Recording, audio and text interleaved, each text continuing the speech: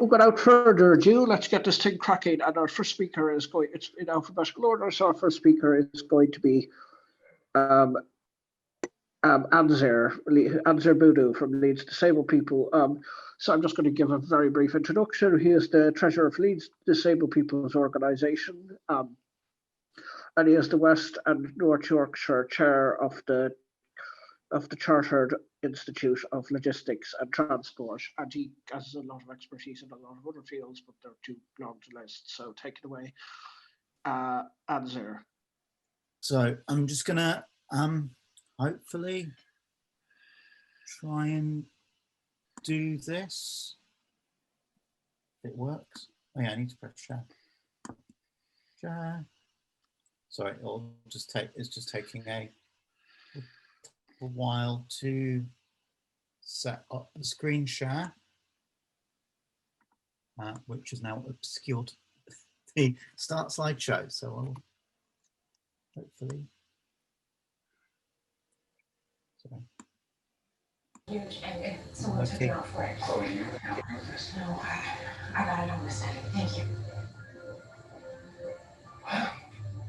Sorry, could whoever's muting that, could you mute that? Sorry. Sorry, this is just going a little bit slowly. I can't see anything at the moment.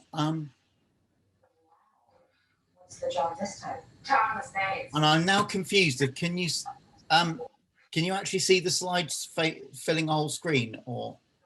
I see the slides. I can see them. Oh, not anymore. They've gone No, now. they're gone now. Right. I think I've got it slightly wrong. So I'm just going to. Do you want to start without? Do you want to start without the slides? There. Maybe it's that one.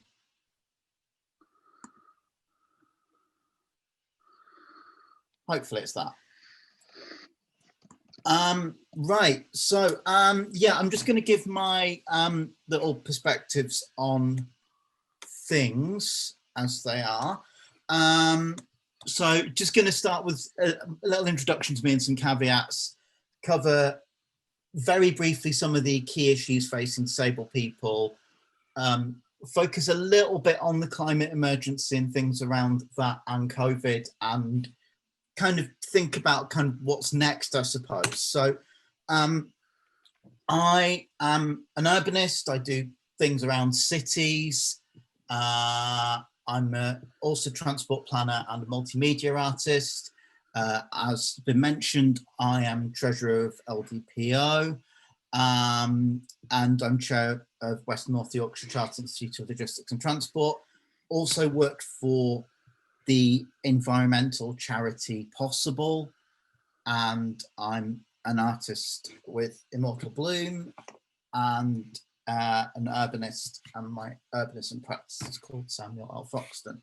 So that's just me. I'm not an expert on disability or disabled people's movements, but I think we have people with more expertise here tonight. Some of this really just comes from my perspective, from my experience, work with LDPO, and before that being a board member of Disability Support DS in Bradford. So, that just sort of wider key issues, I suppose, really a background, as you probably all know, of a decade of austerity and cuts to many public services. Is really kind of a building feeling that the economic impacts and damage of the COVID pandemic is being used as a cover for more austerity to follow in the future. So we've got sort of massive cuts that have happened and we believe will continue to happen to the services that many of us, whether disabled or not, rely on. We've had the resurgence of the BLM, Black Lives Matter movement, and In some cases, this has led to wider issues of intersectionality becoming important, linked to the LGBT community and also to disabled people, but probably something small that we can hopefully build on.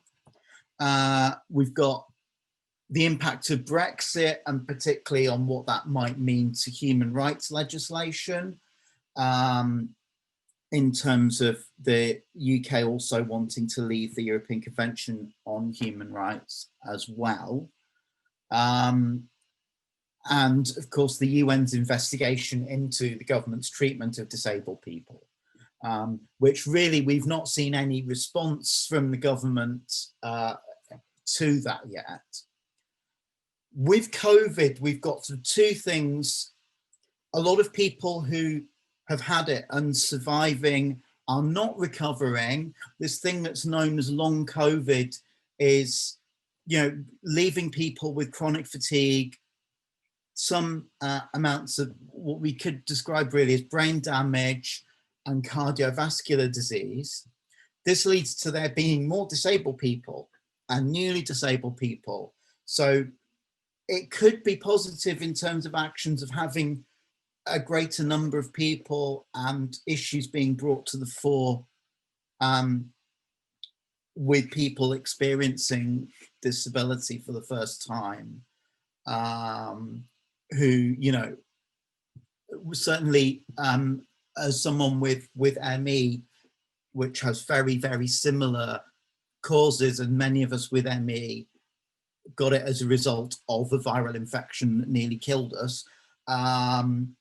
There's a lot of parallels there, and we're really thinking about how to bring people with long COVID into the fold and give them support that they need, and hopefully build campaigns with them.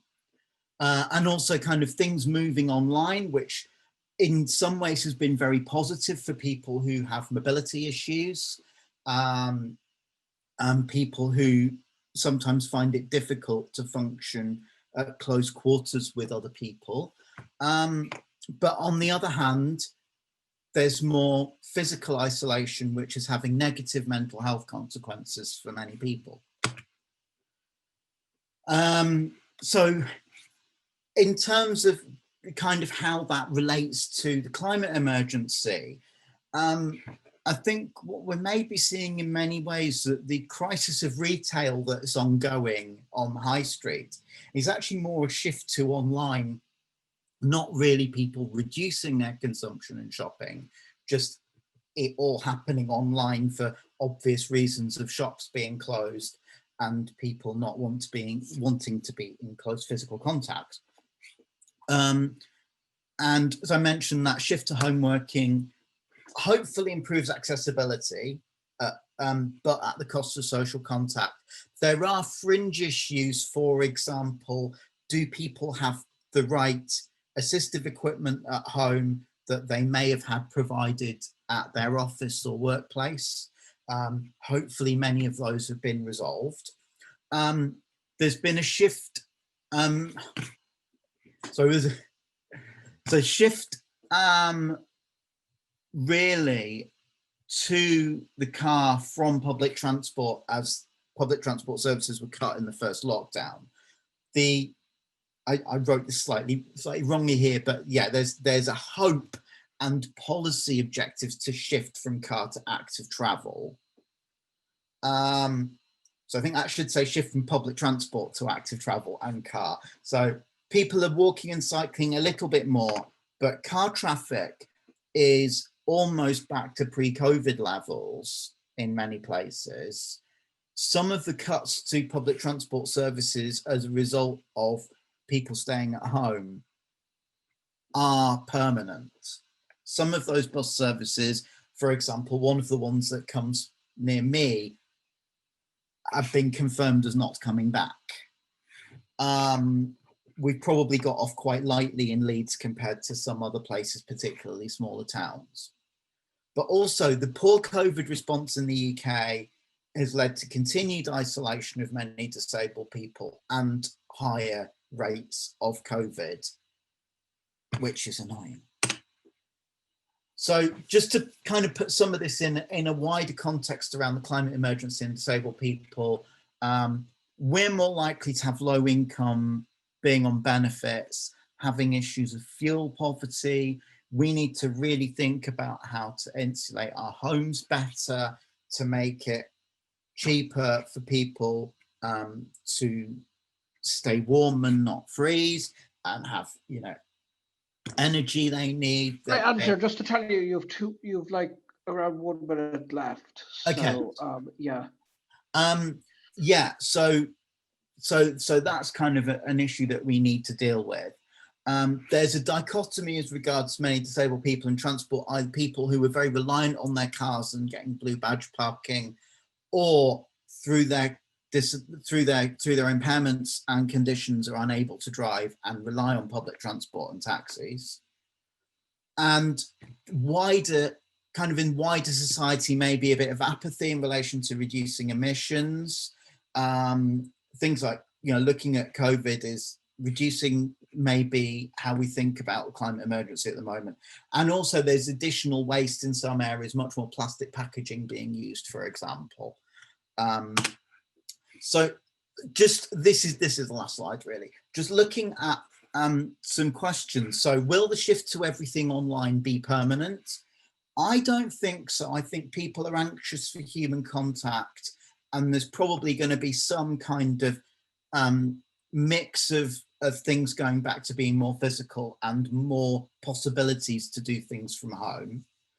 We need to make sure we keep those accessibility improvements with home working in particular, and home studying for people at university and college. Those newly disabled through COVID, as I mentioned, need support and solidarity. So we've got some opportunities there, but some work to do. Resources and money being tight, we need to work together as disability organisations to become more visible. As I said, there's opportunities for some of those conditions that now have more people affected by them to try and get more support and try and really push for more research.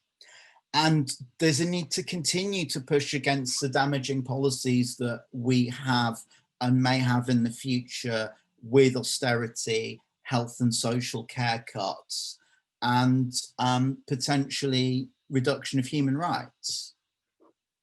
So that is me on that. Okay, thank you, Andrew. That's very informative. You've given us a lot to think about there. Right, so the next speaker is Andy Green. I don't have an introduction, sorry, as it was a bit last minute, but Andy is a member of DPAC, and he is also, I believe you are Irish, is that right? Andy, correct me if I'm wrong. Irish Pride, sorry. Okay, yeah, I'll shut up. Go, Andy. No worries, thank you. I am Patter. We've met before a few times. I'm here to. Yes, I know. Yeah, I'm a last minute sub really for Ellen Clifford, who had to pull out at the last minute. So I got a couple of things to read from her, and then if I got any kind of time at the end, I'll just add a couple of broad strokes around what my thoughts are post-COVID. So just a message on her absence this evening. Ellen says, I'm so sorry not to be able to be with you tonight at such a brilliant event that Leeds DPO and Patter in particular have put together. These are exactly the kind of conversations we should be having at this time. The impacts of welfare reform, austerity, and now COVID have thrown up greater and greater barriers for organising, and yet our resistance is needed more than ever at a time when disabled people's lives are being presented as expendable in the interests of the economy. The truth is that for as long as we live under a system that puts profit before people, disabled people will always need to struggle for access to the resources and support we need. At times of economic boom, we may be granted concessions, but we must always be prepared to fight to keep any gains. Sending solidarity and best wishes, Ellen. I know that Ellen was planning to kind of speak to the social model this evening. So I'll just read out a couple of short paragraphs that she wanted me to touch on.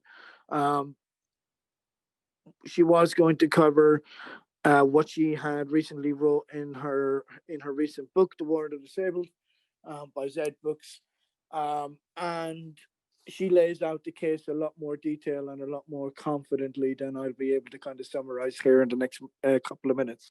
But she does say the following. She said it's worth refreshing the social model rather than abandoning it, while balancing theoretical discussions with action and acknowledging it was never intended to be a perfect theory of disability. The social model is a powerful tool for uniting people who experience a shared oppression and for fighting for social change. We need to refresh it in three key areas identified as: one, a renewed emphasis on the social model as a tool for collective action, not a subject for endless talk. Two, a return to Oliver's ideas of a social model in opposition to an individual model, where the individual model is the dominant ideology within capitalist society. Individual model is underpinned by different approaches at different times.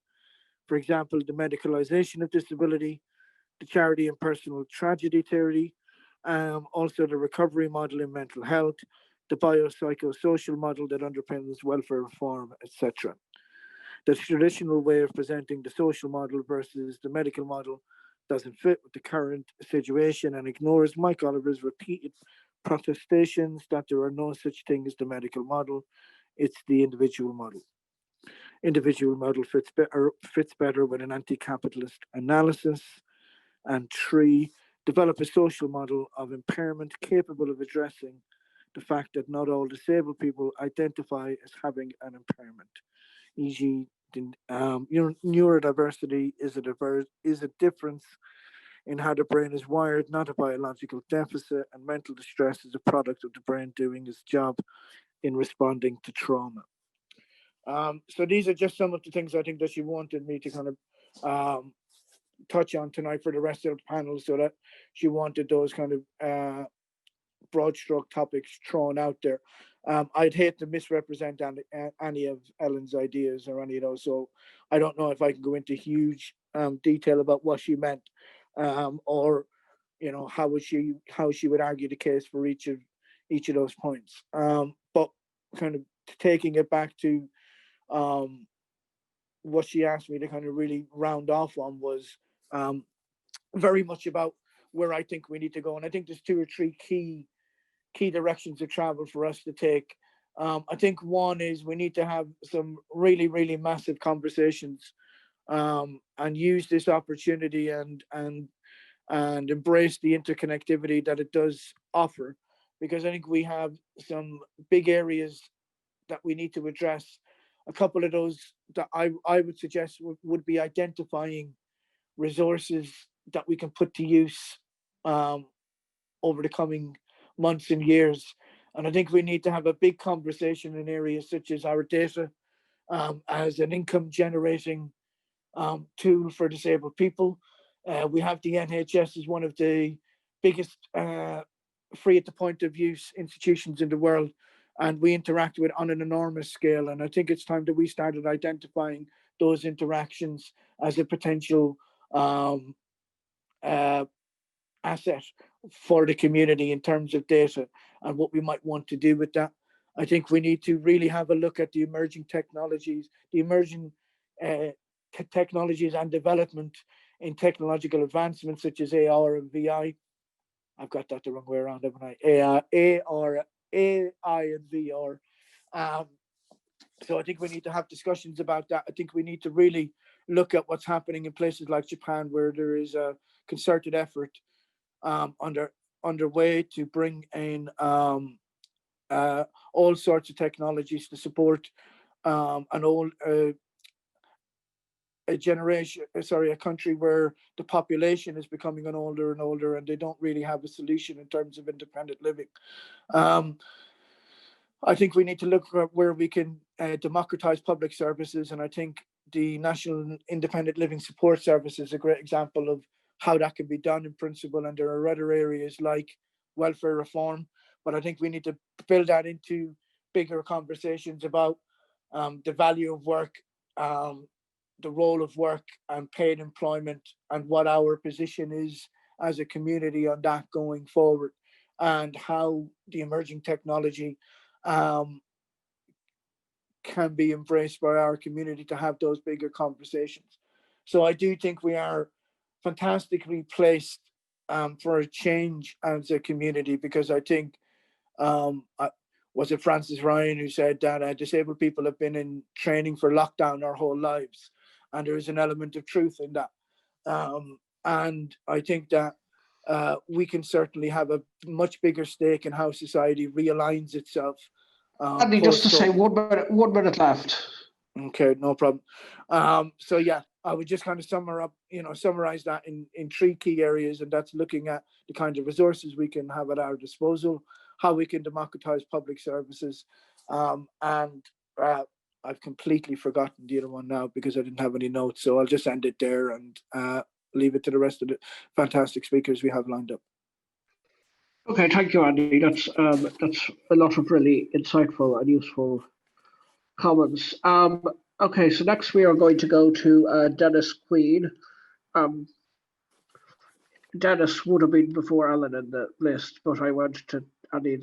I was doing it in alphabetical order. Probably. Sorry, I should have explained that anyway. Yeah. So Dennis Queen is a long-term member of the Disability Act of the Disability. I'm going to get words right tonight. Disabled People's Movement, and is and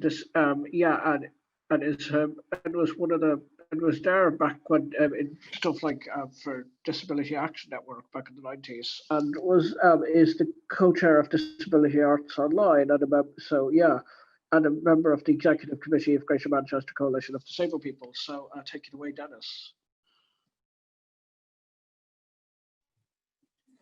Hi, I'm Dennis Queen. I'm speaking from Manchester in my bed. My sign name resembles my quiff. For anyone that can't see me, I've just signed my spiky fringe. My pronouns are she or anything.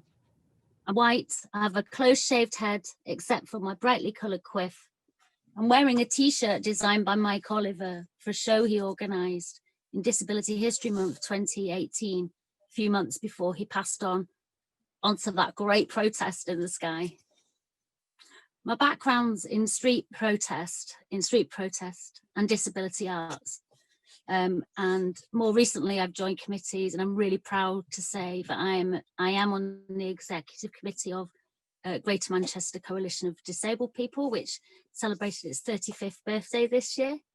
But today I'm here representing more for Disability Arts Online,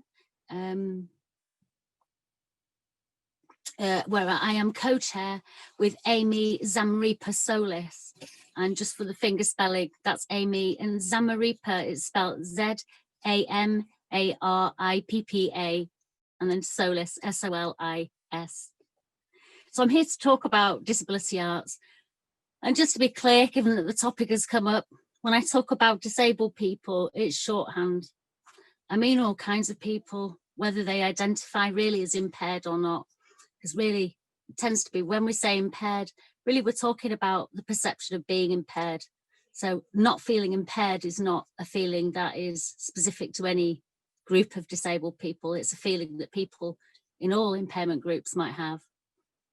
So when I talk about disabled people, really I'm using shorthand.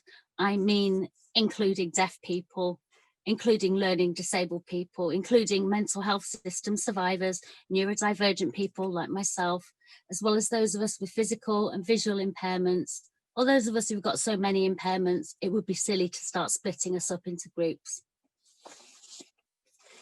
At Disability Arts Online, we're really proud of our recent work. Our current guest editorship is with Omi Kemi, who's going to explore the timely inclusion of issues that we haven't explored as much in Disability Arts Online.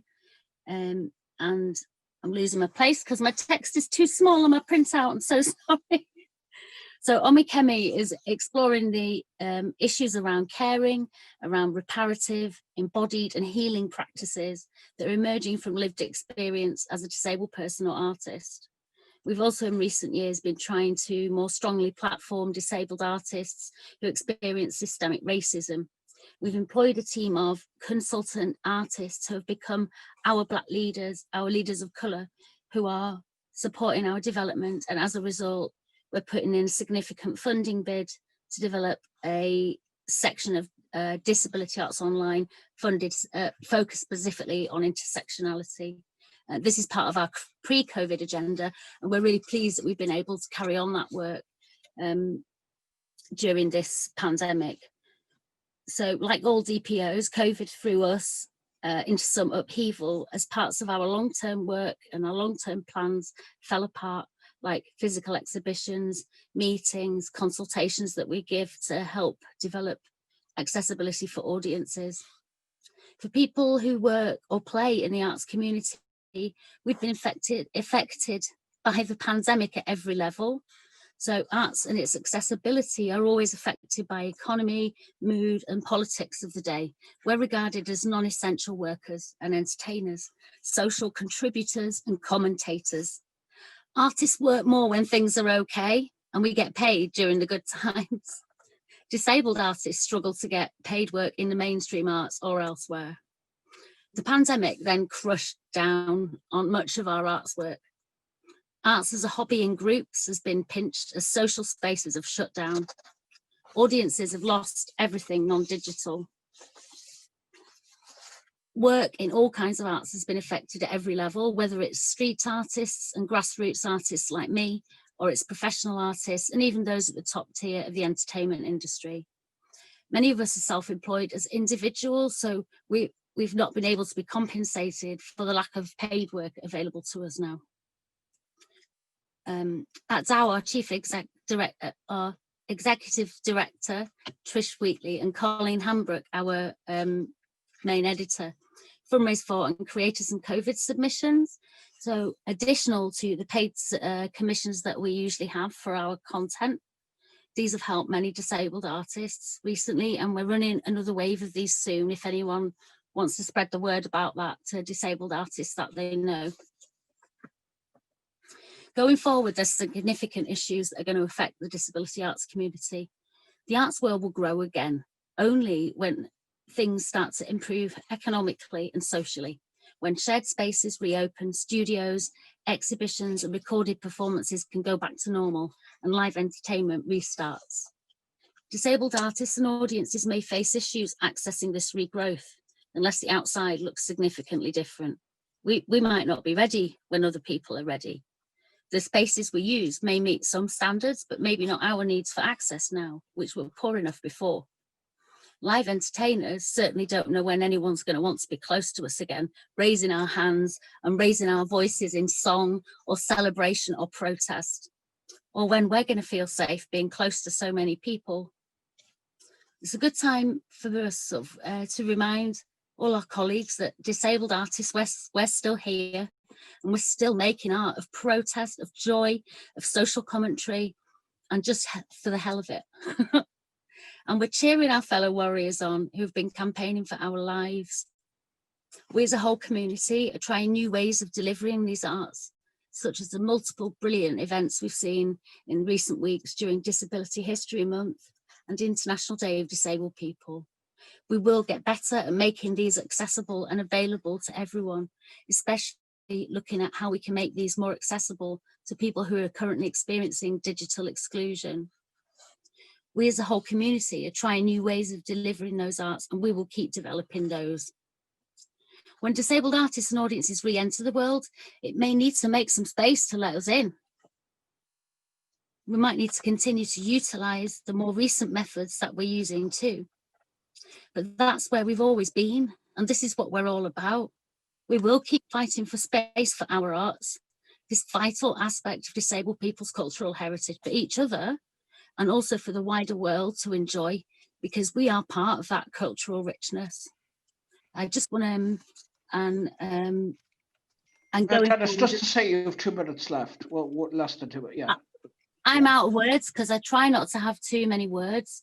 So the other thing is going forward, I think we're not really sure exactly what things are going to look like, but we're going to keep building them, and we're going to try and build them in a way together that works for as many people as possible. Because as others have mentioned, some of us have had more access to activism and doing things, but during this time, some of us have had none at all. So we do want to make sure that as we're developing newer ways, like the ways that we're using during COVID, that we continue to use these, but that we also find ways to carry on doing arts in person. Because especially for, speaking myself as a I suppose performance artist, you know, I'm really missing being close to real people again. The whole point of live entertainment is to be close to people on both sides, and I think we're all looking forward to doing that again. And just to say solidarity to everyone here, thank you so much for including me in this fantastic lineup of speakers. And I'm really proud to be joining in tonight. And I want to thank you for inviting me, Peda. And thanks very much, everyone. No worries, Bye. Dennis. Thank you for being here. And thank you for being here and giving us this essential perspective, because the arts is essential. Just do tell that to the Tories, actually, because they probably need to learn that along with basic niceness towards disability. Anyway, that's enough of me. So the next person we have is Lucy. Forgive me if I'm butchering your second name. I'm Dunhill. Hill, yes, who is the founder of Dujo, an interdisciplinary consultancy using architecture, technology, commercial, and project management. And she is a member of the United Nations Youth Advocacy Program. Is that correct? So I'm the founder of Dujo. So it's an interdisciplinary consultancy. We focus on design for well-being in built and urban environments. I try to utilize my lived experience as an autistic woman and my professional experience in modern methods of construction and urban planning to enable human-centered and inclusive design. I'm an affiliate member of the RIBA, which is the Royal Institute of British Architects, and I sit on the RIBA committee for the Humber region. I'm also a board member of the Autism Partnership Board in Hull, and I'm currently a fellow representing Hull as part of the United Nations Sustainable Development Solutions Network Youth, which was a group of 128 individuals from cities around the world focusing on SDG 11. From a sustainable development goals. I want to go a little bit more into the relevance of the SDGs and where disabled people really fit into that. 2020 is the start of the decade of action for the SDGs. This is a set of goals that we strive to achieve by 2030. So it couldn't be a more important time really to draw in focus of this as a way of working and a way that we can really bring equity and peace and prosperity to everyone. So the Sustainable Development Goals are high on the global agenda for a number of reasons. The SDGs set out an agenda for sustainable development that includes everyone. It includes ongoing development for all, social inclusion, ensuring that everyone is part of growth and development, and maintaining sustainable approaches that ensure long-term viability and protection of the environment.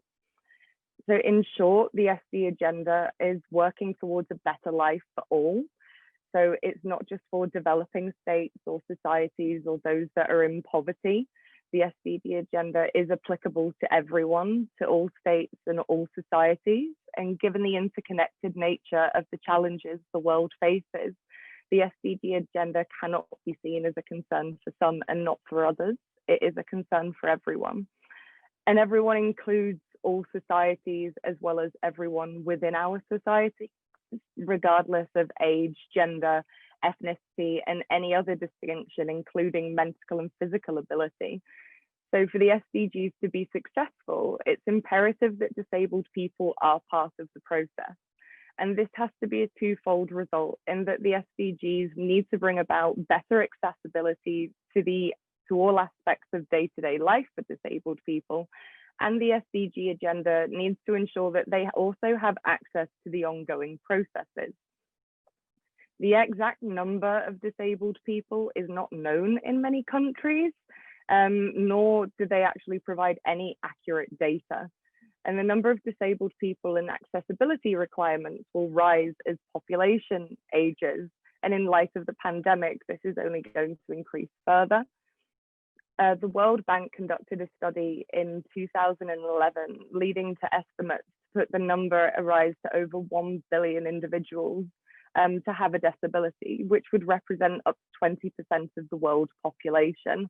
And that's a significant number no matter how you look at it. And it requires recognition and action to ensure disabled people are able to access the processes impacting their lives as equitably as others within society. The SDGs are a useful focus for improving accessibility for disabled people, as well as improving accessibility for all in our societies. The SDGs have taken the principles of leave no one behind to reinforce that they are applicable for all. And we have to be sure to reinforce this so that disabled people are not just objects of sustainable development, but active participants as well. And this requires a broader change of mindset in our societies where we need to forego an exclusively medical welfare approach to disability on the belief that we can make life better or fix the problems faced by disabled people. And rather than leave no one behind entails ensuring disabled people are part of the discussions and implementations of the SDGs. And we must follow the approach enshrined in the UN Convention of the Rights of Disabled People. And that was something that we were celebrating yesterday, and obviously as part of this event. In relation to a number of the SDGs, the pursuit of the objectives is directly connected to accessibility and disabled people. So of 169 of the specific targets contained within the 17 Sustainable Development Goals, 7 directly refer to disabled people, but we cannot only view the specific mentions to disabled people.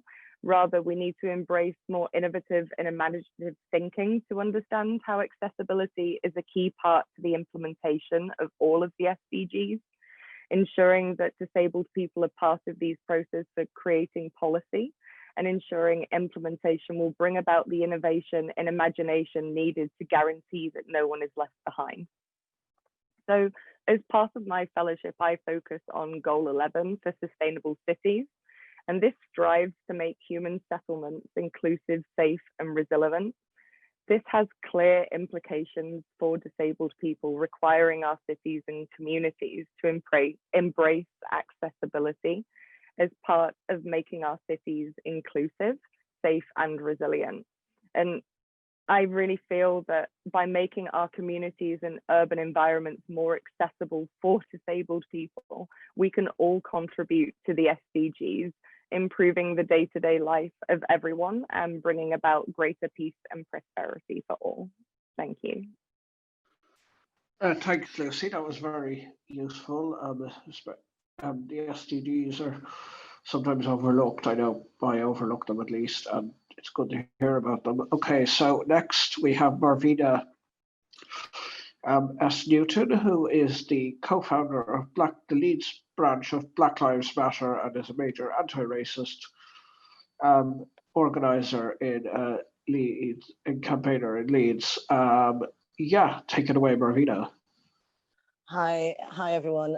It's an honor to be in the space, and it's very, very great to hear about intersectionality from all our speakers so far. And I think the best way for me to talk about what's needed to happen is to first disclose I am a Black woman, I am LGBT+, and I have invisible disability. The reason I said those 3 things is that those intersectional areas of looking at things is very important when we think about advocacy. When we think about the changes that we want to see in our society, we need to look at the whole scope of things. There's this notion that being Black is able and being white can be seen as disabled. That means services are geared into certain ways of how they support people. That means when you have learning disabilities like I do, who I am dyslexic, dyspraxic, dyscalculus, on the spectrum, and also with PTSD and anxiety. Saying that right now is actually a political statement, because in my culture, being Nigerian, we don't talk about that. In fact, the stigma about having disability is something that's really frowned on and ashamed of. It's seen as making you a little bit weaker. So imagine navigating your own community and having to diagnose yourself and look for help. But when you try and get access to services, services do not look like you. You can't see positive reflections of people that might be from your culture who might go through this navigation of the space. But also when it comes to the oppression that you might face, there's a multiple layer of things that you go through. We need to start talking about invisible disabilities. The fact I look like how I look, the fact I navigate the spheres I am in, being the chief executive of your youth organization, or even lead campaigners in various activist roles, from Black Lives Matter to climate justice to youth strike to Muslim bans. I don't get to pick what inequalities I fight for. But one of the ones I've been ashamed to actually say publicly is my disability. Because I feel that I already have a multiple layer of things that already stops me from being able to have a voice and influence. Why add something else on top of that? So what services would need to kind of understand the four key messages that people with learning disability and invisible disability who are from the Black or minority community face a double discrimination.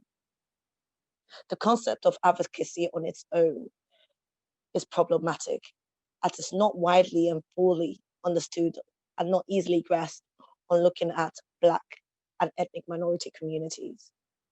We need to develop a culture that allows us to crucially work through racial equality and advocacy services. The advocacy practitioners needs to be able to understand the intersectionality of the layers that makes my identity. Blackness is not one commodity. We come in different packages. And that's what's beautiful about the Black Lives Matter movement being inspired by the intersectionality of the way we approach change and challenging inequality. In a great world, we would have an equitable society for all. But at this very moment, we don't. With the multiple layers of oppression that we face, we need to be able to see an individual uniquely as the whole individual, not feeling like they have to drop one identity to be able to access services. If not, having some amazing allies who have been able to navigate the field and let me know to feel strong in being who I am and embracing my disability without shame. To a lot of people that know me, this might be things that they might be proud to see that I've done today. But on top of that layer, you need to also think about what support do you give when someone comes out and speaks out about their disability. In the process of working moving forward, to every practitioner and every speaker as part of this forum, we need to look at how do we make sure our services reflect the diversity of what we call ourselves Great Britain. Because Great Britain will not be great without the contribution of those from various cultures. And for us to be able to remove one culture from, or one race from that conversation with the multiple layer of the intersectionality that makes them, we have a problem. So the key things I want you to think about: the lack of accessibility of information regarding both learning disability and invisible disability, and the support services that are there to support that. The lack of cultural appropriate services that are able to create the changes that makes and removes the stigma around disability in our community. We also need to look at the lack of social contact, be it the taboo attached to disability in the Black community. We also need to look at the difficulty understanding the system, being able to understand how to support a family who might not look like you, but has that experience, but needs the cultural acceptance to tackle the stigma around their identity. Identity is very key, and being able to remove one layer of it might be a problem looking further. One of the greatest things I want you to be able to think about in your service is the racial attitude or the racist attitudes that we sometimes have, which is formed from institutional racism. The disability attitudes that also comes with the notions of stereotypes associated with it. We also need to look at institutional disableism. It's another area that I would like us to be able to unpick. I do not have all the answers, and neither do I want to come across as an expert of this. But today I come to you with my lived experience, being able to navigate and see what we can do. Living in an intersectional area, we're able to split that. We're able to look at how marginalized individuals can still have a voice in creating this change. And hopefully through this process, as I sum up, we need to look at how we center our services in seeing individuals, irregardless of their race, irregardless of their socio-economical stature, and being able to cater to a service that celebrates the voices of all, creating accessibility, being able to create change, and being able to change our mindsets of how we can work together. I would love for us to aspire to an equitable society, and in that process, we all can influence change. And I hope today the questions are liberating. When we say Black Lives Matter, it doesn't mean no other person's life doesn't. It just means that, it just means for this very moment, for some reason, our voices are not being heard.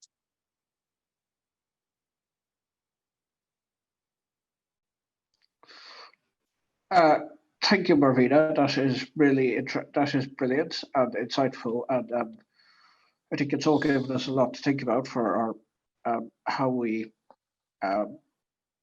operate in our organisations and what we can do more to improve intersectionality. I know LDPO, the group I'm representing, tonight can do a lot more in that process.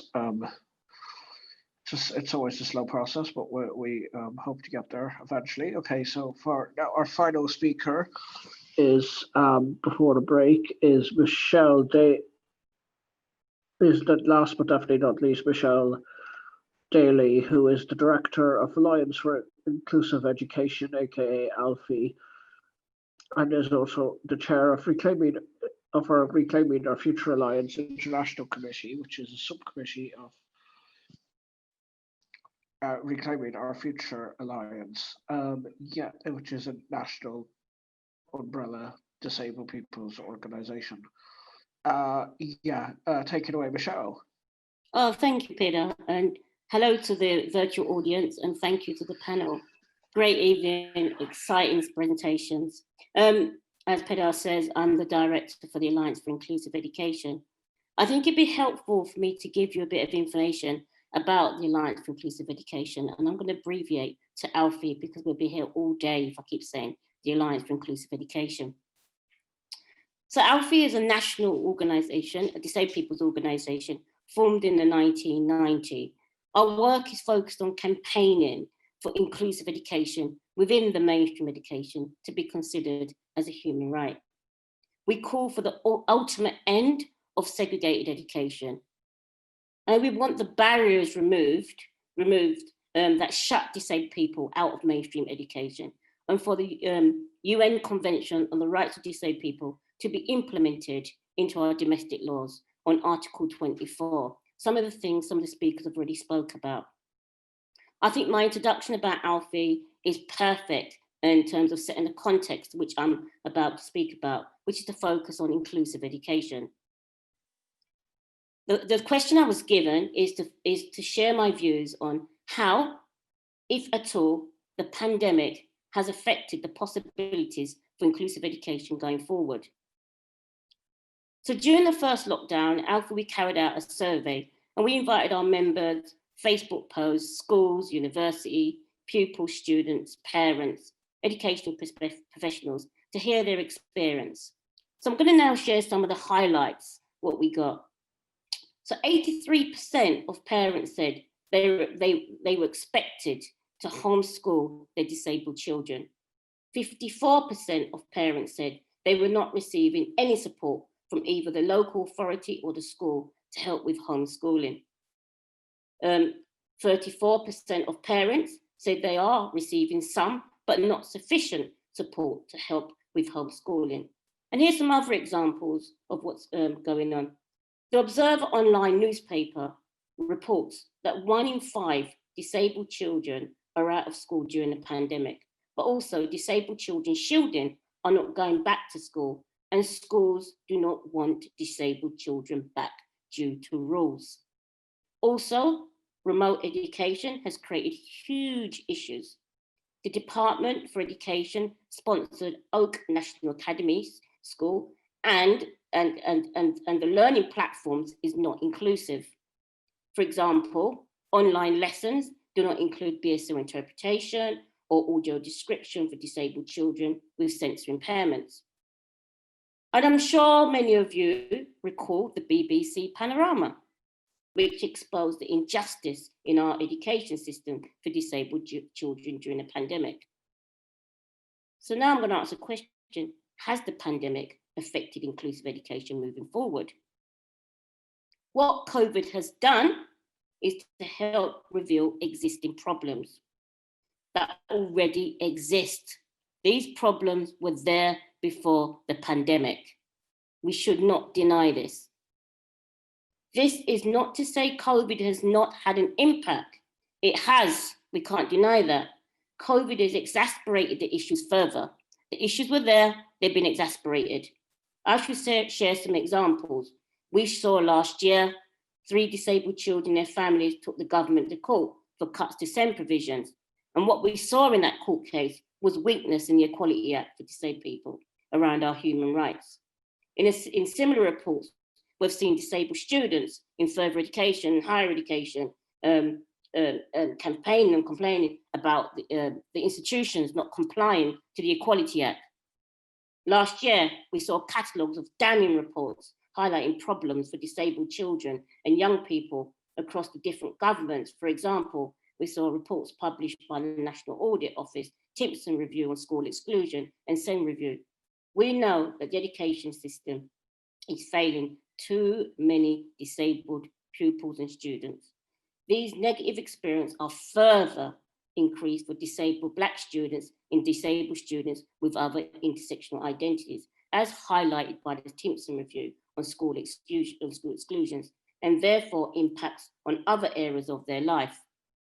We have seen through the pandemic huge levels of inequality disparities between different groups of people. COVID revealed the nasty and horrible conditions created by segregation. I repeat, COVID has revealed the nasty and horrible conditions created by segregation. We know that there is no priority and a lack of rights for disabled children to access mainstream education. We know disabled pupils have disproportionately been affected by COVID, and Ofsted and CQC research has highlighted this.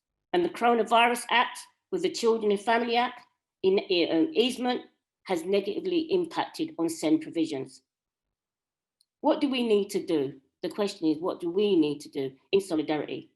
We must ask others, why are we talking about a public education system that legalizes segregation of disabled pupils and students?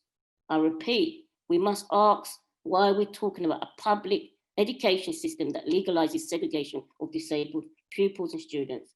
And we must question the purpose of education. We need to strengthen our campaigns to amplify the messages that it is not that disabled people cannot cope in mainstream schools, they are shut out or pushed out. Alfie proved this in our report titled Accessibility Plans as Effective Tools for Inclusion in Schools. Are they working? We also know the SEND frame do not work and doesn't create real equality in education for disabled people. We must not act like segregation does not matter, because it affects all areas of life, and we know it. We must expose the government when it says it's practicing positive parental choice in education. This is a choice that pollutes our education system. It never benefits disabled children, and it is based on segregation. The UN Convention on the Rights of Disabled People Monitoring Committee observation and recommendation report in summary that parental choice has no place in promoting disabled pupils' human rights to inclusive education. We must have the UN CRPD Article 24 education framework implemented in our domestic laws to give disabled people. Hi, Michelle. Sorry, just to say, you don't have much time left, so like less than a minute. Or okay, I'm wrapping up. Okay. Framework implemented in our legal domestic laws to give disabled people a legal right to inclusive education. I conclude by saying, this year we have learned many lessons from the pandemic and Black Lives Matter movement, following the brutal racist killing of Brenna, Taylor, and George Floyd in America, about the importance of solidarity. Disability rights movement globally must develop a mass campaign to help strengthen our demand for the ending of structural inequality and our human rights as disabled people. In solidarity, our brothers and sisters, thank you. Okay, great. That was absolutely brilliant, Michelle. And it's good to know about the ALFI perspective on it and the vitalness of education. Okay, so we are going to take a short break. If people could try to be back for 10 past or there and thereabouts. I know that's not a lot of time, but yeah, but after that we are going to get into the Q&A session. You can leave questions during the break as well if you want, or you can just leave them at the start of the Q&A in the chat, or you can raise the you can use the virtual hand function. Anyway, yeah. So yeah, we will take a break till 10 past or just thereabouts. Yeah, see you shortly. Yeah, well, stay in the chat, obviously. It'll be just easier, but you can just go off and whatever for a few minutes. So see you in a few minutes.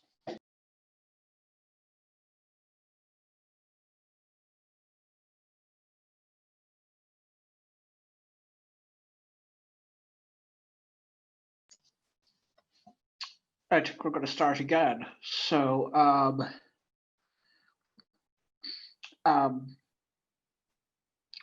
yeah, so Q&A time. If you have any questions, you can raise your hands for the speakers, and we will ask the questions one at a time. And you can direct. Oh, sorry, we've got a couple of questions in the chat. I can read them out if you like, or Yeah, and you can, yeah. And for those who are still thinking about leaving questions, you can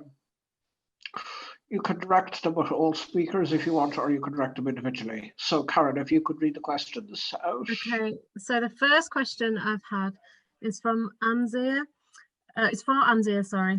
What is your view on cities like York excluding blue badge holders from city centres under the guise of COVID, climate change, and a range of other excuses?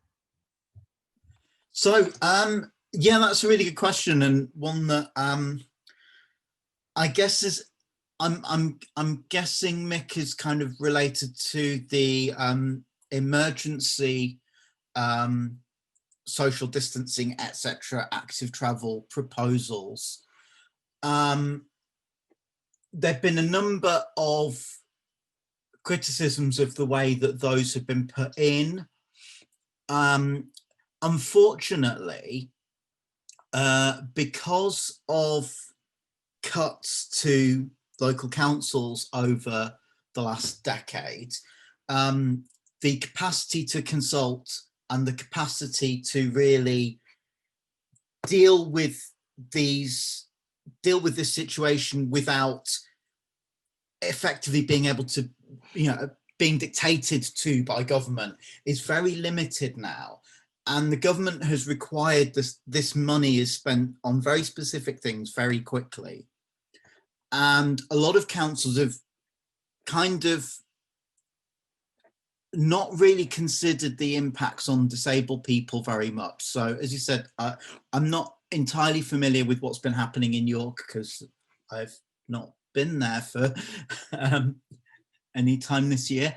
But yes, blue badge space is being taken away so that social distancing measures can be put in and footways widened, but also a lot of this signage has gone into cycle lanes and on footways, is getting in the way of this, not only disabled people, but other people who rely on cycling. It's getting in the way of the footpaths for visually impaired people.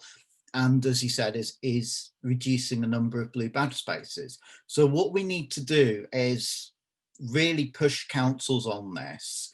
Fortunately, most of what's gone in is temporary and movable. So really, I think what we need to do when we find those issues is raise them with our local councillors and make sure that all of those implementations happen in ways that take into account the needs for disabled people to access blue badge spaces, to have safe and clear footways, and for those who use, for example, hand cycles, to have safe and clear cycleways as well.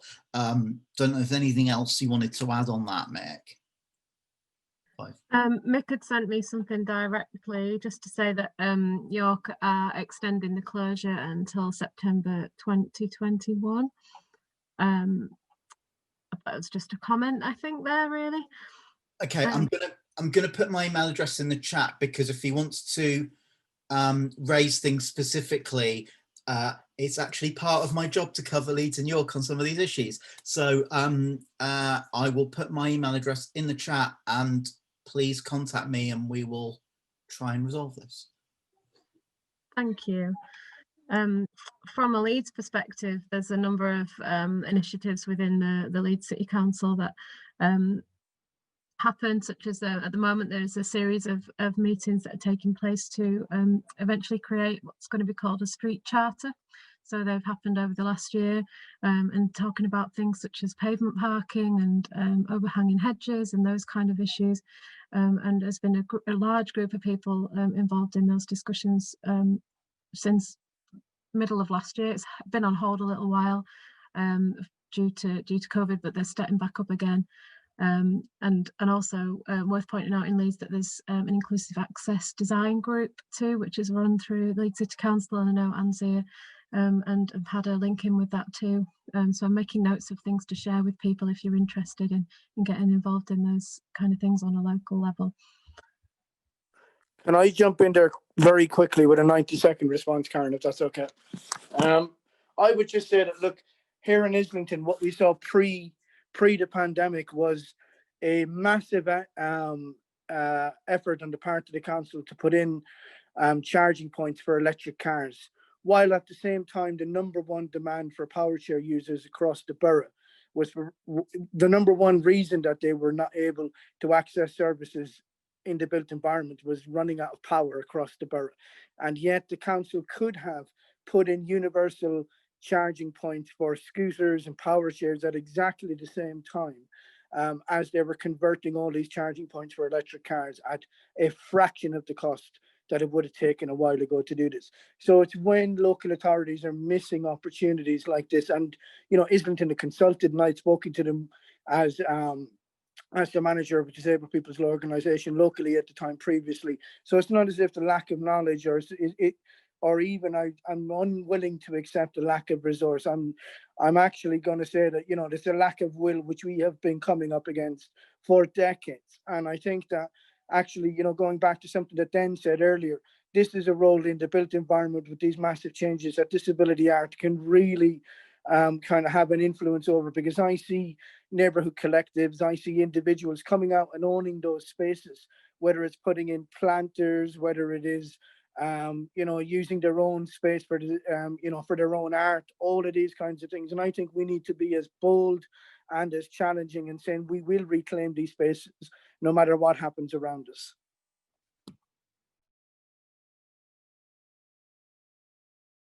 Thank you. That's great, Andy. Oh yeah, sorry. Go on. Yeah, Karen, is there any more questions? Paddy, we've got another question in the chat which I'll read out if that's okay. So this was from Armina to Marvina. As a city, how can Leeds ensure intersectionality issues are addressed across service provision for disabled people? And I suppose it's worth thinking about what Pip's also just put in the chat around what can Forum Central and our role within the city do to help support people. So we'll put the question to Marvina first, and then we'll give you a bit of an explanation about who we are, and maybe put that out to people for a bit of discussion. So Marvina. I think that's a brilliant question. So the first thing I always say to everyone is that we need to educate ourselves. We need to find how we can decolonize our own education system around how services are presented to the wider public. Representation matters. That's the first thing. So let's educate ourselves on where we are. Lesson learned, where are we failing? Let's look around the room and look at our service users and think, is this a clear representation of those that we are working with? And if not, why isn't that? Let's look at key partners from community leaders, faith leaders, and local groups on how do we get to those communities. It's not okay for us to keep saying they're hard to reach. Hard to reach is now a word used as a cop-out to not do some of the jobs that we need to do. And I know it's hard, and people say it's going to take forever. No, it's not. It just means that it needs to have boots on ground and see this as an advocacy service. The next thing I would say is that we need to be united. What COVID has shown us with the whole pandemic and also the open belly of institutional racism is organizations need to own up to their own truths. And in that process, let's find a way to unite within our communities and look at what we have more in common than what separates us. My disability is the same with someone else's disability. But what's different is the intersectionality of the stigma that's associated with me coming into fruition of my disability. Are there accessibility to, I'm in the process of trying to navigate getting someone to do my autism test. And imagine I'm at 35 and only now it's it being clearly diagnosed that I am on the spectrum. Can you imagine how many years of me thinking that would have been a mental health issue? That might have been all sorts of things just because people over the years have overlooked me and never put a clear definition of what that is. So by finding what we have more in common, there's a lot of support that might come from that. We need to be united. The next way the city can go through that is by having a real conversation on what it takes to heal the lack of representation that has been done. It's almost like publicly showing that we've missed the mark. We've missed that inclusion. We own up to it and we are looking to be better. We need your voice and your influence to actually take the change. We don't want you as a tokenistic factor. We don't want you as a black face, but we want you as a representative coming into the space to tell us how to do better. There are more people out there who do not feel proud enough to stand in whatever ability or disability they have. And race should not be something that lets someone suffer in silence.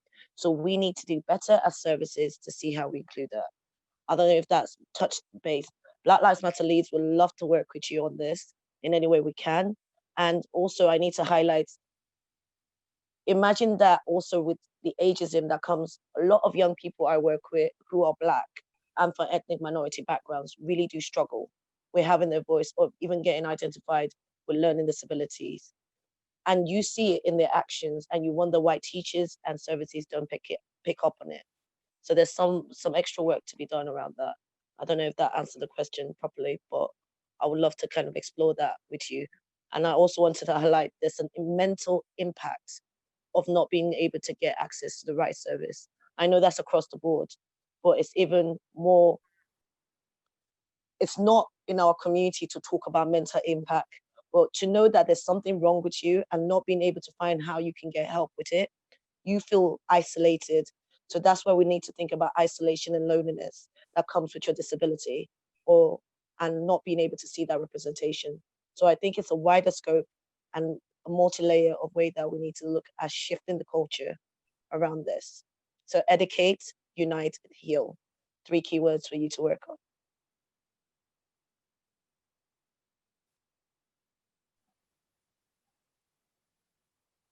Thank you. Was it Michelle wanted to come in? Yeah, I just wanted to pick up a bit on Marvina's point, and I think it was Armine's question. I think it's really important that we look at some of the structural inequalities what go on, and I think these are not just local and regional issues.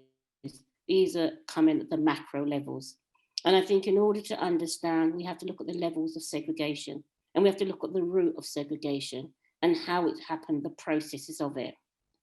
And we haven't really got the time to go through the different levels of it, but I think that the key thing we have to look at is that how people are segregated and what creates some of the problems that we're seeing right now.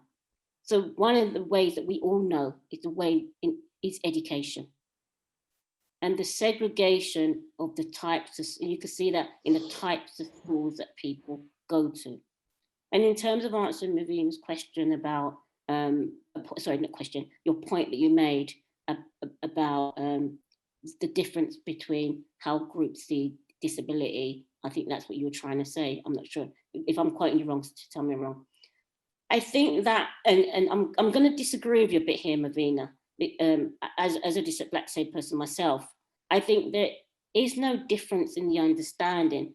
It's the way the system has imposed that on us. And what I mean when I say that is because what happens is disabled people are seen as a weaker group of people. In order not, and I'm gonna quote Sadia Nielsen for this. In order not to address with racism, disability is used as where you push us because the justifications and the laws. So we have to be careful when we say that our communities understand disability differently. Disability is weak. We've seen it. The pandemic, we're either vulnerable or extremely vulnerable. That's an attack on a group of disabled people's achievement. And then when you don't want to address with some of your issues, we say disability.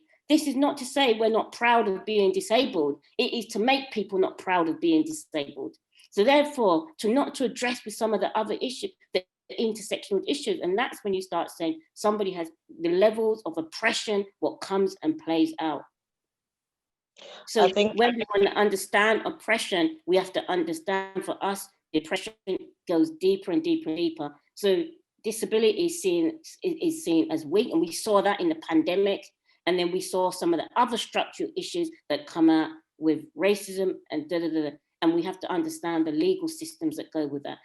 I don't want to dominate the conversation, but I just want to put some clarity in the platform that we're in today, and I think it's really important. No, I really love that you brought that up. So I wanted to just come on that and just say, being a Nigerian, growing up in Nigeria, I see where you talk about the weakness. And I remember my mom, when I got diagnosed with dyslexia and dyspraxia and dyscalculia in like my final year of uni, she said, you don't want that title on yourself. We don't want this. This is a white person thing. Don't let them tell you you're more stupid than you are. You're not going to be able to get things done if anyone thinks you are this. And at that point, that meant my extra hours in exams, that meant an extra laptop, that meant the fact that I took them to my final year of university to do that had created this notion in my mind. So you need to then think about that mindset. So I see what you mean by that. But also on top of our community, there's also some things that isn't spoken. We have a lot of unspoken stuff because it's not part of a system that we can see. And you're so right in that area. So I think it's a learning process for people to understand the culture of those that are coming through their services, and knowing that it's a strong place to re-educate and decolonize the process of how services are accessed. I don't know if that makes sense, but yeah. But I agree with you in hindsight. Can I just come one back in again? Sorry, and I won't dominate the conversation. And I think it's also important, yes, understand, and some of those things that are coming up through colonialism and imperialism. We have to understand that. I think we can't deny that. But I think it's also important that we are taught about the social model and the oppression of disabled people. We must recognize the oppression of disabled people. It is not about erasing people's impairment. Impairment is not about creating a hierarchy of impairment. It's about us in solidarity, understand the barriers, and coming to and recognizing what needs to be done to change the disability discrimination within society. And then when you bring those together in solidarity, we can make an end to this level of deep-rooted discrimination against all human beings.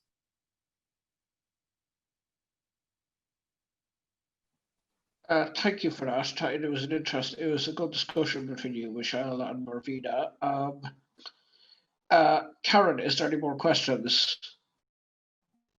Pip, who I work with, is we're both from Forum Central. So she asked in the chat, I think this is sort of a wide comment really for everybody here to think of, but also a question to any of our panel members who want to come in and help us with this. But we were just really reflecting on what can Forum Central do as an organisation that supports other organisations to support the intersectional issues that the speakers have raised here today. So just to give you a bit of context, Forum Central is the health and care collective voice for third sector organisations in Leeds. So we represent any and all third sector organisations, so that's voluntary, community, social enterprises, charitable organisations that work in Leeds that have anything to do with health and care. And under that we have the specialisms of physical and sensory impairment and mental health and learning disabilities. So we have the networks which make up around 300 organisations. So we have quite a strong voice strategically in the city, and it's really interesting for us to lead this discussion alongside some of our members, such as Leeds Disabled People's Organisation, to think about how we as an organisation can champion some of the issues that are addressed within this session. So just we wanted to put that out there really to see if there was anything anybody wanted to comment on around that. Hi, sorry, Marvina again. I think it might be great for us to also look at how do we build better allyship and solidarity. Really seeing how organizations can be better allies to disabled organizations or disabled individuals. That would be one key start for me anyway. What training programs do we need to start incorporating to be able to give resources to organizations like Leeds Disabled Forum or whoever, like different key organizations, to be able to come into services and show them how they can create accessibility, including like Alfie. Let's see how we're online now. How do we widen that educational process, even looking at schools and our children, starting from an early age? That's the biggest part around allyship. The next part I know personally I want to see is an investing in Black people quota around disability. How do organizations show they're investing in tackling the unconscious bias, the stereotypes, and increasing the inclusion of Black people? But also, how do they retain those staff when they get them in? How do they make sure they support them when they're in college, university? There needs to be like a kite mark to make sure people are held accountable in trying to meet that standard. Again, this might be something that might sound far-fetched, but these are some of the ideas that I think will be great. But also training around funding for grassroots organizations. So I'm talking about third sector, to be able to learn how they can use how they can be better allies to their communities who are disabled. I think what Michelle brought up was so fundamental, because the educating of our communities too, to realize what access is there for them, might be very important. I will pass that on to, I think Michelle wants to say something. Is it okay to come in? Yep. I think in response, just to add to your points, Mavina, I think it's also important for us all, doesn't matter what organisation you're in, is to question your values. What are the values of your organisation? How are your resources being used? Because it's about going back to what you're about. And is your organisation in terms of its resources promoting certain outcomes? And if it's producing certain outcomes that are not meeting certain outcomes, you need to question it. Because if it's a public organisation receiving money from wherever, it doesn't matter, we need to question how we're meeting the needs of everybody. And I think that's a basic question we can do. Just question ourselves. We can go back, look at our values, and we should be reviewing our values every year anyway. We should be looking at who we're about, who we're serving, and how we make sure that our work is inclusive and it meets the needs of everybody. And therefore, once you do that, you can start looking at the gaps in what you're doing. I think that's before we even start talking about training, we need to look at what our values are about. Does our values promote inclusion? And does our values meet the needs? And who are we talking about when you talk about inclusion? I'll give you an example. In the Alliance for Inclusive Education, we're questioning our values ourselves. We're an organisation. It says in our in our title, Alliance for Inclusive Education. We've done a whole session around what does inclusion mean, what does segregation mean, and what does integration mean? And within that, it brings up, then are we talking about assimilation? So we've questioned that ourselves in our own organisation. And also you're looking at your articles of memorandum and some of your also legal documents as well. So I think before we even start talking about bringing money in and doing training, I think part of that is to question who you are and what you're about and the types of outcomes that you're producing. Are the outcomes only meeting one type of community? If it's only serving one type of person, you can see it, then you need to question that.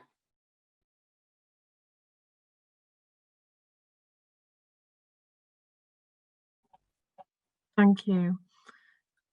Pada, I think Yes. we've got a question in the chat. Let me just find it. Councillor Ritchie would like to ask of the panel, what did you need to get your voices listened to? What do you need, sorry, to get your voices listened to by those with power to deliver the change? Who wants to come in on that?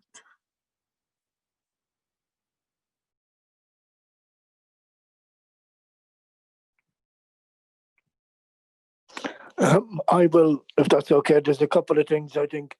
I think number one is consulting with disabled people's organisations and networks. I think taking the lead and building spaces, resourcing spaces, and being confident and brave enough to step out of them and to ask open questions of those spaces, so that what comes out of them is really what disabled people are aspiring to, what disabled people demand in terms of a decision-making role, and having a function in delivery, in monitoring services, in the design, so that that whole circle is engaging with disabled people on their terms. And the only real way you're going to get that is from engaging and consulting. But also, I think being honest about what hasn't worked.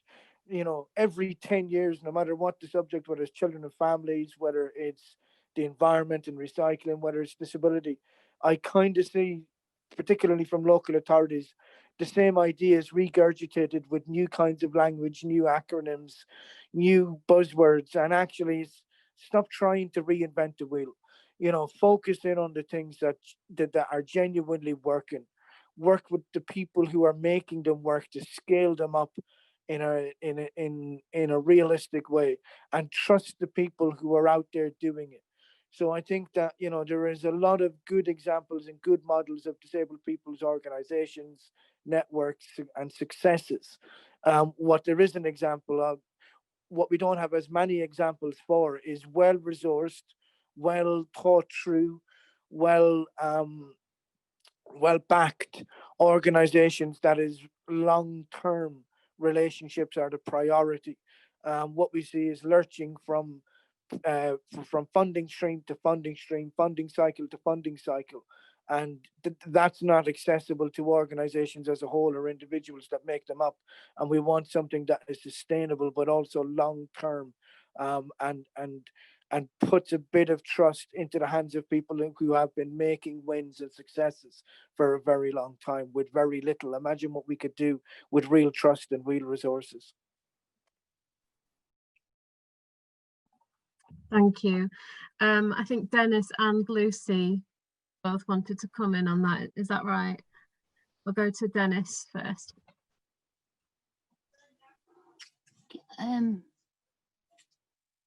Bit of a shorter answer, really. I think it's a great question. Thanks, Councillor Ritchie. Was two things. We need them to pay attention to us, to watch what we're telling them and hear our voices. And the second thing is to invest in our development, which is a shorthand to some of what my DPAC colleague has just said. So yeah, because I think this is the thing about working with allies. One of the problems we've got in the disabled people's movement for our community is that we still have such a long way to go. The reason that I do arts that's aimed only at other disabled people is because I still think, and that's 20 years into being an activist in this movement, I still think that for me, my main focus is our own people, because we are still learning. We're still so many people that we haven't reached out to yet. We're just at the beginning, and that's how our movement will develop into a stronger one. The reason it hasn't been as strong as it could be is because everyone hasn't been there that really needs to be there. So when we keep training ourselves, our focus has got to be on ourselves and our community, because otherwise others always overtake us. So yeah, invest in our development and hear us and watch what we're telling you.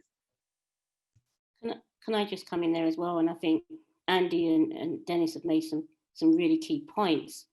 And I think it's not about investing in our development with conditions. Often we're resource, but with some horrible conditions that are to the benefit of not disabled people's rights. So it's about ensuring that we're resourced to produce meaningful outcomes with our term. So it's co-producing, making sure that our outcomes are going to produce meaningful outcomes to us. And sometimes when we talk about resourcing, some of these outcomes may not be measurable neither. Again, you know, as Dennis and Andy will know as long-time campaigners, that when you're campaigning, it's not a selfish campaigning on certain things, you're campaigning for everybody. And I think what we've got to think about is when we're investing in disabled people, we're investing in everybody. It's about making inclusion. So it's about investing with not outcomes that are going to, that outcomes that may not be achievable and outcomes that may not be in our best interest. Thank you, Michelle. Lucy, did you want to speak at this point? Yeah, it was just really to say, from my perspective and from just my experience with engagement in different projects, it's just to make sure that this is more than stakeholder engagement. And I feel that that's the category that generally I always lump into is I need a disabled stakeholder to engage with for my project to tick the box to say I've heard your voice. And this is why I try to move away from the term accessible and try to move to inclusive. And I think to really be heard is move away. I mean, obviously engagement projects are really handy to get perspective, especially from the types of work that I've been involved with, because I can't get insight into different communities that I'm not living in, that I might have an input to how that's being planned. I need to hear from people on the ground somehow, but I shouldn't just rely on that. So if you really want to hear people, make sure you have disabled people in your team, make sure you have Black people in your team, like encourage those people into the roles. Don't just reach out to us, don't just do a poll, don't just get our opinion on something. Make sure that there is someone with that perspective in everything that you do, and then it will always be inclusive. If you walk into every project you go on thinking, how would the trans Black disabled woman be able to cope in this environment? If they're okay, everybody else will be. I will tell you now, everybody else will be fine if you make sure that one person is taken care of. And that's just, yeah, that's my input. Sorry, just please don't leave us as a stakeholder. Sorry, I'm just coming in here, and I just wanted to say that it's an honor to be in this forum. It's absolutely enlightening to hear Queen and to hear Michelle and Lucy talk about this. And Kevin, you know, you're my local councillor, so I'm already in love with the fact that you brought that question. But one thing you know I'm going to always say is we need to definitely take everything that's been said. And I know you normally will find a practical way, and Pip is here, and I know those things will work. So I think what I definitely want to say echoes some of the things that's already been said. Give us the opportunity. I like the idea of we can't be measured on things that you think we should be measured on when resources are given. We need to look at this as, if you are going to give us those resources or give us training, let us define exactly how we want it done. Because let's assume the arts organization and let's assume the UN conversation or the education, we know what's best for our community. Trust the process, but also trust the process that at the same time, we might not operate on the speed that you want us to operate on. And I think that's unfair that a lot of the funding is pitting us against each other. We're not celebrating collaboration or consortiums. And again, it's about the bigger, the ones that can do the bids the best, who might not be able to reach the most, might be the ones that get the funding that would reach the few. And we needed to reach the many. Does that make sense? And we really need to think about that and make sure from the time you even set those bars, you let the community that you're aiming it for determine how they best see it fits to fit their audience. And once you do that, it creates that clear story. So for me, I love the idea of engagement and inclusion. I definitely think another thing, tokenistic approach that is not sustainable. Be honest to you, we're tired of it. And it's not about us being selfish. Do not ask us to start wanting, it's not my place to teach other people how to be better allies to me. You're going to need to go and educate yourself and make sure you do that work, and then give us the opportunity to see how to build the momentum in our community so they can take space and they can have a voice. And we don't need someone else speaking for us sometimes. So no offense to any allies in this room, no offense. But we are capable of speaking and getting our voice across. We just don't get given the mic, and the mic don't come with resources. In fact, the mic, the battery is dead, but you want us to be able to run it on a battery powered way. And I think this is time we just need to call a spade a spade. None of this empty promises. Put resources where it needs to be. And I know it can be done because we're having this conversation today. So I'll stop now and let someone else speak. Thank you, Ravina. That's great. That was amazing. Karen, I don't know if there's any more questions, but I actually had a question I wanted to ask. That's very well timed. There isn't any more questions in the chat. Okay, I have two questions. So I will ask the first one. It's a bit of a naughty question, but I think it needs to be asked. What do people think are the advantages going forward in the post, or the practicalities? Because it is quite difficult. Because the virus, we could be living with it for years, even if there is a vaccine, realistically. But what do people think is the best? Is practicalities of peaceful, obviously, direct action. I'm not advocating. I'm not going to endorse violence. So yeah, peaceful direct action. I mean, I know the DPS, the Disabled People's Movement, used it to some effect, at least, to some positive effect, at least in the 20th century, towards the end of the 20th century. And obviously in the United States, there was the civil rights movement, Martin Luther King and all that. So do you think direct action is needed? This is a question aimed at anyone, basically, or everyone. So yeah. Again, obviously, I stress peaceful direct action, but kind of, do you think, yeah, who wants to answer it first?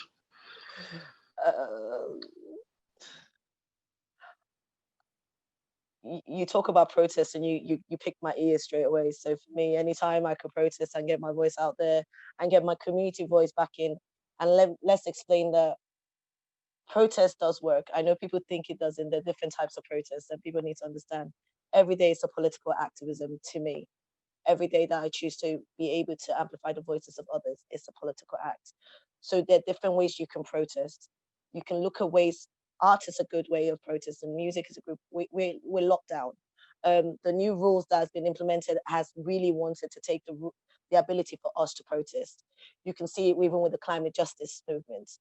Again, it's all intersectional when you think about it. So for me, I think we now need to start thinking creatively. How do we start protesting?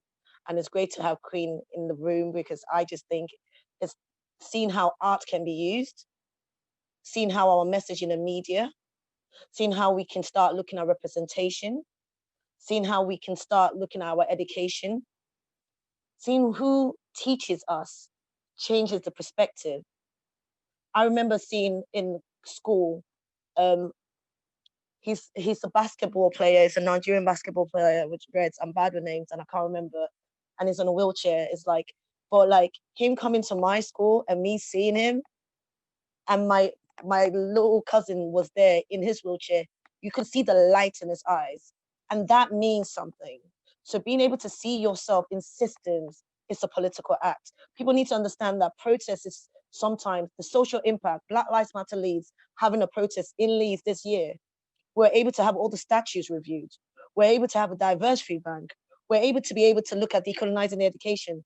So protest peacefully does work, but sometimes you need to name and shame people. Let me just say what it is. So we need to call people out. Services that are not giving us what we need, call them out. If your council has resources and not, calling out is peaceful. It's just telling someone they're not doing their job right. So I'll stop there and let other people come in, but let's have fun in our protest too. It can be done. I was going to say, oh, sorry. Yeah, sorry, Lisa, go. No, I just wanted to actually just come in on the point that you'd made about people being shut out from design teams and restrictions for employment, because that's really the thing that I feel that has been the biggest, not benefit from COVID, but the thing that's come from COVID. So my experience with all employment was one which I'm sure isn't unusual to many disabled people. I took my last employer to the tribunal. I won for disability harassment, discrimination against disability and unfair dismissal after being told that I need to change how I think, and offered a handful of diazepam bought online to help me switch off. So there are so many barriers that are there for people to be able to access this involvement. But I feel that in light of everyone being faced with these new restrictions and lockdown and difficulties with accessibility, some of the innovation which has come about from in workplaces and to give access to employment and access to education is fantastic. It's frustrating as anything that it's things that people have, such as myself and others in the group, have been demanding and asking for years, and it was never, it was always too much when it was for the one individual. But now that everybody needs it, these things are in place, these things are being developed, and they're becoming cheaper and they're becoming more accessible and more widely available. And I pray and hope that that continues, and that this becomes a new way of living and a new way of working, because what was there before didn't help anyone, didn't serve anyone. Well, it did actually, it served the 1%, but that's not good to anyone now in this situation. And then, sorry, just secondly, I wanted to just pull up on the point that Kevin had made in the chat about council funding being short term, and I think that often is one of the reasons why I try to get people to encourage to look at international strategy but local, and those are the two groups that need to come together, and it's the middle group that have the control. And the issue is you're there for your short term, for you to get your election, you're only in government and you're only in power for a number of years.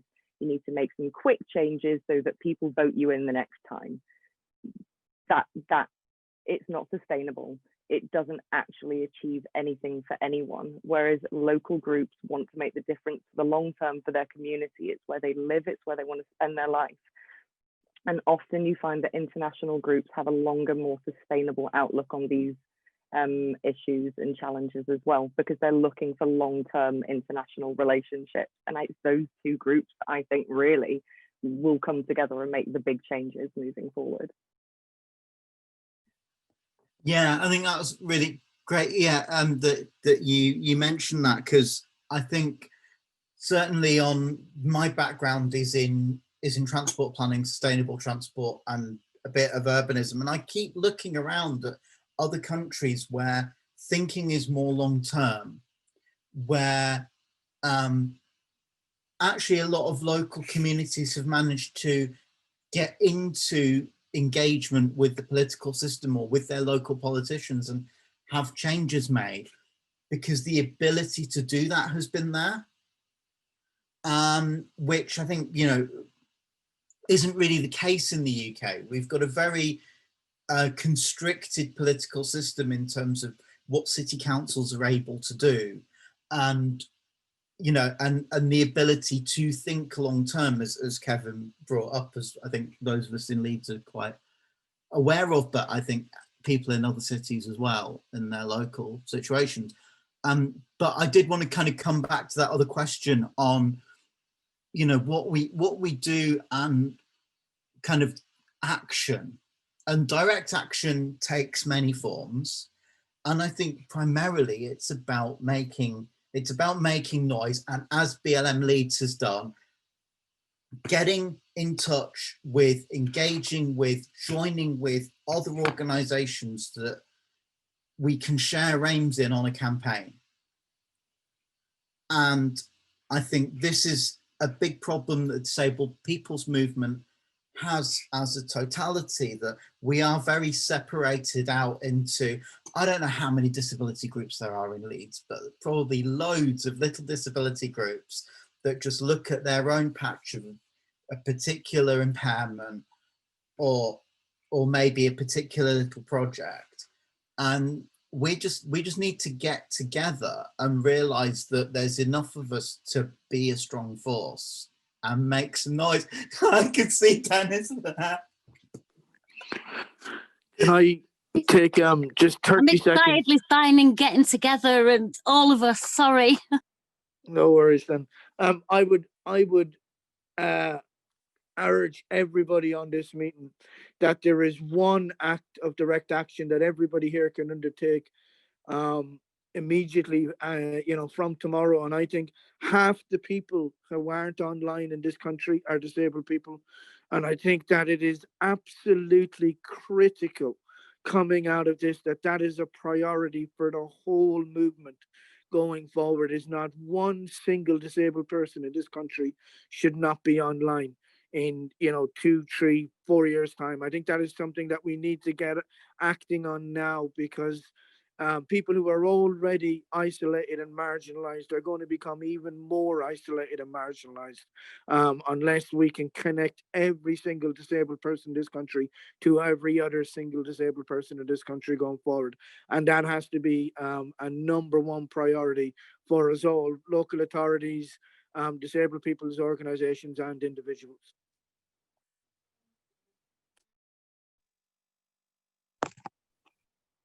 I think, can I come in? I think Andy makes a good point. I think there's different levels at the micro and macro level. I think at the micro level, we need to make sure disabled people, everybody has access to the basic things that are happening, because people are too disconnected, and it's highlighting in COVID. We need to make, and making sure that people have access to resources and support. And I think at the macro level, we need to be coming together in solidarity, because solidarity is a path for justice, and we need to be coming together to say that we want our legal systems to strengthen, to give disabled people rights. We cannot have a legal system that allows justification of discrimination of disabled people, and we cannot have a legal system that actually legalize segregation of disabled people. I think we need to come together to put an end to all that.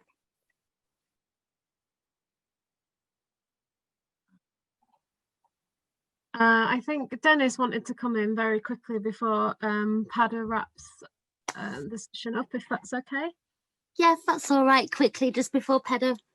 Yeah, just to say I agree with all of you, and to answer the question about protesting. Like, I really, really, really, really want to get back on the streets. Like, this 8 months is the first time I've missed a local Black Lives Matter protest. I like to be protesting with Deepak, as I know a number of us here tonight do. I'm not dead yet. We in Manchester, we were invited to join a protest this weekend, but it's not something that we feel is something that is safe enough for enough of us at the moment, and we're showing solidarity. You know, there are some people who could go, but they're showing solidarity, and so Manchester, Deepak, and probably Manchester Coalition, none of us really want to join in with protesting right now, but I can't wait till we can protest. And so that's I mean by that street protests, as in other kinds of protests, like those have been ongoing right the way through the COVID pandemic. We've got all sorts of fantastic campaigns going on at the moment. There's also organisations working on digital exclusion, Andy, so I'll send you, or I can send Peter a link to send with everybody, to share with everybody. And that was it really. And just, yes, solidarity and big parties, because then we can all get excited and sing funny songs. Yeah, thank you for that, Dennis. Okay, I did have one more question, but I actually forgot what it is. So I think this is probably a good place to call it. And actually, we're more or less, we were intending to finish at 9, and that's 2 minutes before 9. So I'm just going to conclude by saying thank you to all the panelists for coming. It was a great discussion. Thank you for all the attendees who came throughout the evening. Thank you to the interpreters, Tom and Andrew. I hope we weren't causing you too much stress with the speed of our voices. And thank you, Karen, and for Central, and also Fern and Rachel from William Merritt Centre, who are not on this call, but thank you for helping me and supporting the event, and for getting the Zoom link, and resolving all the administrative stuff that I find extremely difficult. So and I am happy we just international disabled people as well since it was yesterday. I think it'll be good to do more of these discussions maybe in the future. So I think collectively as a society we're going to be using Zoom for some time go, regardless of the vaccine. Heather, sorry, you are cutting out a little bit. Oh, sorry. So sorry about that. I can't, the interpreter can't hear you. Tom can't hear you. Oh, okay. Can you hear me now? Yes. Okay. What bits would you like me to repeat? Sorry. Should I just start again? Sorry. Quite a bit, really. Just the last part you were talking about, if you start from there. Okay, so what was the last part I was talking about? I said things, didn't I? Yeah, I said I think it would be good if we had more of these discussions, and I mean, I don't know if people have been putting their contact info for each other There's been a little bit of that, Heather, and a lot of nods of heads and thumbs up when you suggested that we had more of these sessions. So, I think everyone applauds you massively for bringing us all together and for, bringing such an amazing selection of speakers together. So we must thank you as well for bringing this together. It's been a really interesting session for 2 hours, lots of food for thought and lots of connections made as well, which I think is really exciting. Yeah, and I do need to shamelessly plug my own organisation. I get to do that with chair's privilege, I think, a rule I just made up now. So I am the chair of Leeds Disabled People's Organisation, and as mentioned earlier, Anzir is the treasurer. If you want to contact it, we are a relatively new. We started in 2018. Penniless organisation in LD in Leeds. We run by disabled people for disabled people. We operate on the social model of disability. We are always looking for new members, and we definitely need to improve on intersectionality. And diversity. It's something we're painfully aware of. So we would like to have conversations around that. If you want to contact us, we have a Facebook page. It's called Leeds Disabled People's Organisation. We also have an email, which is leedsdpo@gmail.com. And we have a Twitter, whose handle I have forgotten. Anzir, what's our Twitter?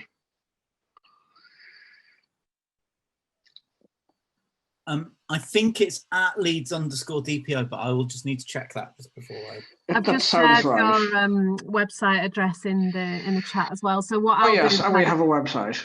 I'll save some of the chat. I'll fish through for the bits of contact that people want to share with each other, and then I'll send a summary out to everybody early next week. Yeah, that'd be really good. So yeah, and again, if you want to make contacts with each other, put stuff in the chat. And as I said, we can try to organise more of these events, or other people here can organise events, and we can tag along and a bit, yeah, in the future. Yeah, thank you for that. And with that, I think we're going to. Yes, sorry. Did somebody say something? Yes, I just did. You were talking about protest, right? Can we just do something so we feel like we're in a little protest really quickly? Can we just say disable? Can we just say disable lives matter? Can we just do that before we go? Like everybody. Okay, collectively. Yeah. Okay. Can we just do that? And like, are we ready? Yeah. Is everybody ready? On mute, including all the guests and all the guest speakers. What we chanting again? Disable lives matter. Disable lives matter. We're gonna do that loud, right? Okay. In 3, 1, 2, 3. Disable lives matter. I love that. Yeah, that's our little protest of the day. And that's a good way to finish up. Sorry, I'm just a nerd. No, I'm gonna steal that now for a t-shirt. No, I'm not. Anyway, yeah, thank you all. And this was great. And I think with that, we seen adjourned or something.